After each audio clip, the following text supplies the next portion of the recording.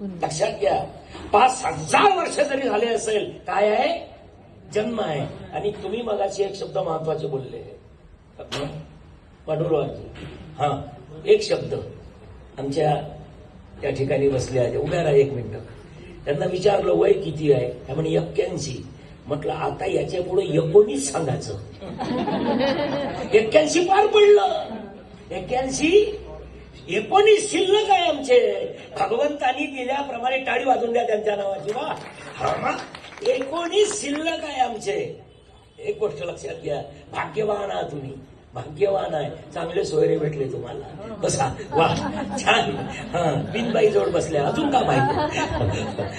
जीवनात एक गोष्ट लक्षात घ्या, या मार्गात जो कोणी राहील, मी ग्वाही देतो. लक्षात घ्या, हा मार्ग कोणता आहे? हा मार्ग कोणता आहे? एक काय देतो ऐकून घ्या. आता एक मिनिट, थोडस एक्झाम्पल, उदाहरण.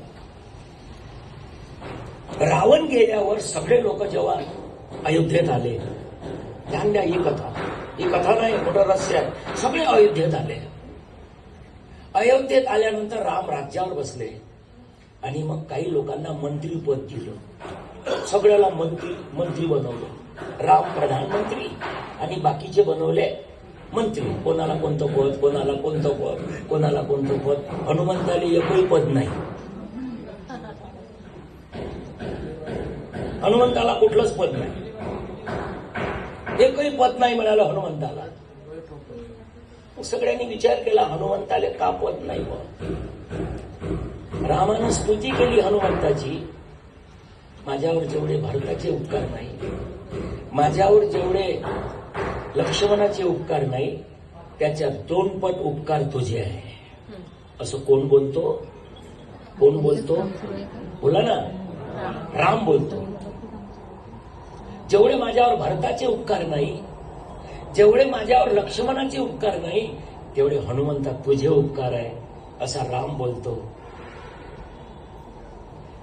म्हणजे माझे दुप्पट जर अधिकार तुमच्यावर आहे, एकपट ज्यांचे अधिकार आहे त्याला एक पद भेटले, मंत्री झाले. माझे तर दुप्पट अधिकार आहे, मला दोन पद लागल ना. मग किती मंत्री लागल? मी 2 लागल ना. मीच मुख्यमंत्री लागल, मीच गृहमंत्री, मीच पालकमंत्री लागल ना. हा, मग मला 2 पद लागल ना. दिले, म्हणाले माग, तुला 2 पद देतो. हनुमंत सभेत उभा राहिला, रामा मला 2 पद पाहिजे, अधिकाराचे नाही, हे 2 पद पाहिजे. तुझ्या चरणाचे 2 पद मला पाहिजे. लक्षात घ्या, हे 2 पद जर मला मिळाले, जीवनात काय कमी आहे? मग हे 2 पद मिळाले पाहिजे ना, हे नाही मिळत. संत येती घरा तोची दिवाळी, विठोबाचे राज्य आम्हा नित्य दिवाळी, विष्णुदास नामा जीवे भावे ओवाळी. आज दिवाळी आहे. एक बोलू अभय, सगळ्याच गोष्टी पैशाने मिळत नसतात, काही भाग्याने मिळतात. आणि भाग्य त्यांच्या कृपेशिवाय फळाला येत नाही. प्रत्येकाच्या भाग्यात असतं, पण प्रत्येकाच्या भाग्यात सूर्योदय आहे. उदाहरण सांगत आहोत. लोक म्हणतात ना, माझ्या भाग्यात नाही, माझ्या नशिबात नाही. त्यांनी हे वाक्य पटलं तर टाळी वाजवावं. सूर्योदय सगळ्याच्याच भाग्यात असतं. झोपणाऱ्याने दिसत नाही आले, आम्ही काय करावं?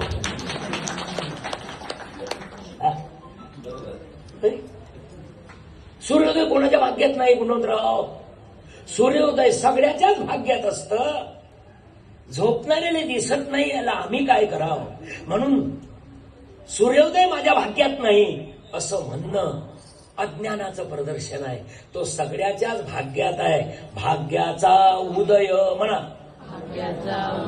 ते हे जोडी संत पाय. कशाचा उदय? भाग्यात सगळ्यांच्याच आहे. सगळेच ईश्वराचे लेकराव, आम्ही सगळे ईश्वराचे लेकराव. सगळ्याच्याच भाग्यात आहे. भाग्याचा उदय सगळ्याच्या नशिबात नाही आहे.